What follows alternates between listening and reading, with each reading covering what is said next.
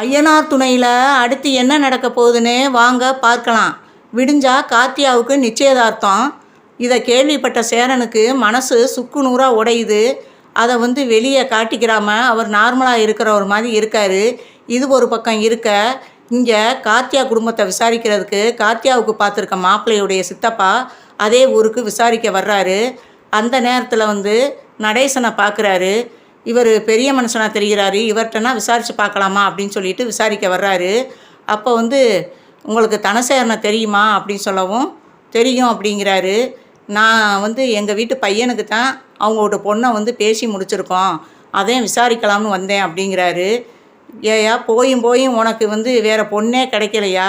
அந்த கேடுகட்ட பொண்ணை போய் பேசி முடிச்சிருக்க அப்படின்னவும், என்ன சொல்கிறீங்க, என் பையனும் அவரும் ஒரே இடத்துல வேலை பார்த்தவங்க வெளிநாட்டில், அதனால தான் அந்த பழக்கத்தில் தான் நாங்கள் பேசி முடித்தோம் அப்படிங்கிறாப்புல.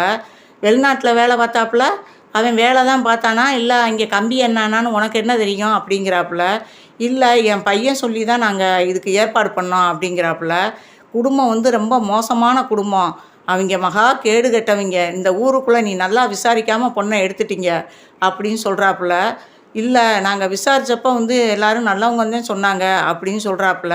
இந்த ஊரில் அப்படி யாரும் அந்த குடும்பத்தை பற்றியெல்லாம் நல்லவன்னு சொல்லியிருக்க மாட்டாங்க, நீங்கள் தப்பான ஆள்கிட்ட கேட்டிருக்கீங்க அப்படின்னு சொல்லிக்கிட்டு இருக்காப்புல.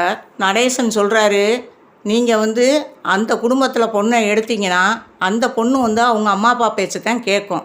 அவங்க ஆனாவுனா அந்த பொண்ணுக்கு ஒரு சின்னதாக நடந்தால் கூட உங்கள் வீட்டு பையன் அங்கே நிம்மதியாக இருக்க முடியாது. கறியும் சோறு திங்கிறதுக்கு பதிலாக அவர் களியும் சோறு தான் திங்கணும். இல்லைன்னா ஏதாவது ஒரு சின்னதாக பிரச்சனை நடந்தாலும் ஆனாவுனா குடும்பத்தோடு உள்ளதுக்கி வச்சுருவாங்க. அவங்களுக்கு இதே ஒரு பொழப்பாக திரிகிறாங்க. ஏன்னா அவங்களுக்கு போலீஸ் ஸ்டேஷன்னா கை வந்த கலை. ஆனாவுனா எல்லாத்தையும் தூக்கி உள்ள கம்பி எண்ணெய் வச்சுருவாங்க. அதுதான் அவங்க குடும்பத்துக்கே உள்ள ஒரு பழக்கம் அப்படின்னு சொல்கிறாப்புல. என்னங்க இவ்வளவு மோசமானவங்களா அப்படின்னு கேட்குறாரு. ஆமாம், உனக்கு நல்ல நேரம் நீ என்னட்ட விசாரிச்சிருக்க, இல்லைன்னா உன் பையனுடைய வாழ்க்கையே போயிருக்கோம் அப்படின்னு சொல்கிறாப்புல.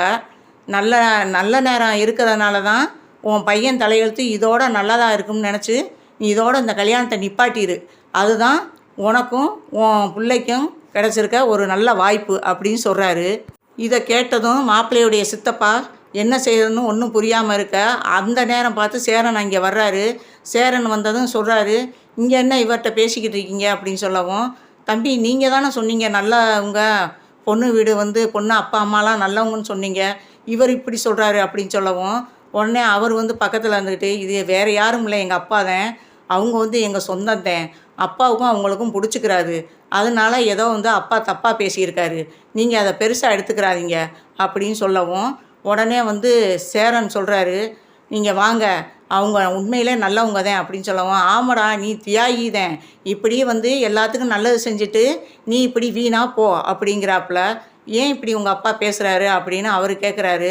இல்லைங்க, அவங்களுக்கும் இவருக்கும் பிடிச்சிக்கிறாரு, அதனால் அவர் எதையாவது உளறி வைக்கிறாரு, ரெண்டாவது இப்போ தண்ணி அடிச்சிருக்காரு, அதனால் அந்த மப்பில் உளர்றாரு அப்படின்னு சொல்லவும், உடனே அவர் சொல்கிறாரு, ஆமாடா நான் தண்ணி அடிச்சுக்கிட்டு இருக்கேன், தண்ணி அடித்ததுனால தாண்டா, தண்ணி அடித்தவங்க தாண்டா உண்மையை பேசுவாங்க, நீங்கள்லாம் தாண்டா அதை தப்பாக உளர்றாங்கன்னு சொல்கிறீங்க அப்படின்னு சொல்லவும், உடனே அவர் பேச்செல்லாம் கேட்காதீங்க, நீங்கள் நல்லபடியாக அந்த பொண்ணையை உங்கள் மகனுக்கு முடிச்சுக்கோங்க அப்படின்னு சொல்லிவிட்டு அவங்கள அனுப்பிடுறாங்க.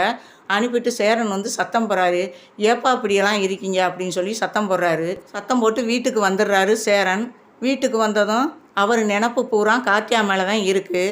உடனே அங்கே சமையல் பண்ணுறாரு. சமையலில் அவருக்கு என்ன செஞ்சோம்னே தெரியலை, உப்பு உரப்பு புளிப்பு எல்லாத்தையும் அள்ளி போட்டுறாரு. அதை சாப்பிட உட்காந்த எல்லாரும், என்னென்ன இன்றைக்கி சாப்பாடில் உப்பு உரப்பு எல்லாமே அதிகமாக இருக்குது அப்படின்னு சொல்லவும், ஐயோ ஏதோ ஒரு நினப்பில் நான் பண்ணிட்டப்பா, நீ நான் வேணால் ஹோட்டலில் வாங்கிட்டு வரேன் எல்லாத்துக்கும் அப்படின்னு சொல்லவும், உடனே நிலா சொல்கிறாங்க, இல்லை நான் அவ்வளோ மோசமெல்லாம் இல்லை, எல்லாத்தையும் நம்ம ஒரு நாளைக்கு அப்படித்தான் நாங்கள் சாப்பிட்டுக்கிறோம் அப்படின்னு சொல்லிட்டு எல்லாருமே சேரன் முகத்தை பார்க்குறாங்க. சேரன் மனசு தான் இங்கே, உடம்பு தான் இங்கே இருக்குது, மனசு பூரா கார்த்தியாவை தான் நினச்சிக்கிட்டு இருக்காங்க. ஏன்னா அவர் அமைதியாகவே இருக்கார், ஏதோ இங்கே இருக்கிற மாதிரியே இல்லை, அப்படி இருக்கார் ஆள். இதை நிலாவும் சோழனும் பார்த்துக்கிட்டே இருந்துட்டு, இன்னி அண்ணனை இப்படி விட்டோம்னா அண்ணனுக்கு பைத்தியமே பிடிச்சிரும், அதனால இதுக்கு ஒரு முடிவு கட்டணும் அப்படின்னு சொல்லிட்டு வெளியில் நிலாவை கூப்பிட்டுட்டு வர்றாங்க. நிலாவும் சோழனும் வந்து வெளியில் பேசுகிறாங்க. இந்த நிச்சயதார்த்தத்தை எப்படியாவது நிப்பாட்டி கார்த்தியாவை எப்படியாவது நம்ம கடத்திட்டு வந்தாவது நம்ம அண்ணனுக்கு கல்யாணத்தை பண்ணி வச்சிடணும் அப்படிங்கிறாங்க. என்ன சொல்கிறீங்க அப்படின்னவும், ஆமாங்க உங்கள் கல்யாணத்துலேயும் அப்படித்தானங்க நடந்துச்சு. ஏன்னா நம்ம முறைப்படி போனால் எதுவுமே நியாயமாக நடக்காது. நம்ம வந்து அவங்க ரூட்லேயே போய் பிளாக்மெயில் பண்ணுறாங்க அவங்க, நம்ம கடத்த போகிறோம். இதுக்கும் அதுக்கும் எந்த வித்தியாசமும் இல்லை. அதனால் இந்த முடிவை நம்ம கையில் எடுப்போங்கிறாங்க. கார்த்தியாவுக்கும் இதுதான் சரின்னு தோணுது. 2 பேரும் சேர்ந்து என்ன முடிவு எடுக்க போகிறான்றத வெயிட் பண்ணி பார்ப்போம்.